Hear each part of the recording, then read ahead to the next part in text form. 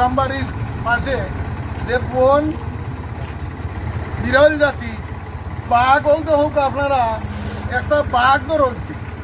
আসলে বাঘটারে আমরা দেখালাম, আপনারা একটু খান্দার দেখাও, এগুলো কিন্তু মারা হয়েছে না, বাঘটারে দইরা রাখা হয়েছে।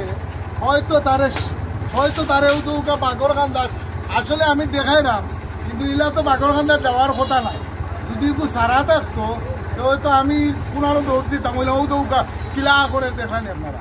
তবে তারে মারা হয়েছে না, তারে হয়তো বন বিভাগের কেউ সাথে যোগাযোগ করে সম্ভবত তারে হয়তো ফাটানি হইতো মারে।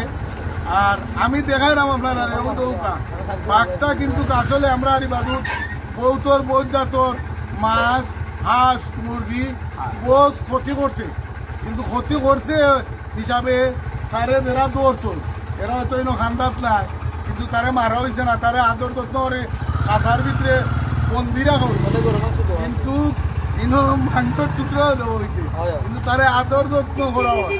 কিন্তু একটা ব্রণ পানি জাতীয় বিরল তারে মারা মনে হয় আমরা দিও নাই করি মারা হয়েছে না, কিন্তু তারে যোগাযোগ করা হয়তো এটার কোনো সম্ভবত কোনো দেওয়া হইব তার বন বিভাগত দেখানো। আসলে এইরকম বাঘ যদি এখন গ্রামের মাঝে থাকে, কিন্তু বহুত মানুষে এগুলো রাস্তা পাইলে তো মনে ওরা ইলা যদি আমি জেলা কান্দাত করেছি ইলা তো থাকার কথা না, হয়তো খামর মারে খাইতে পাইল না,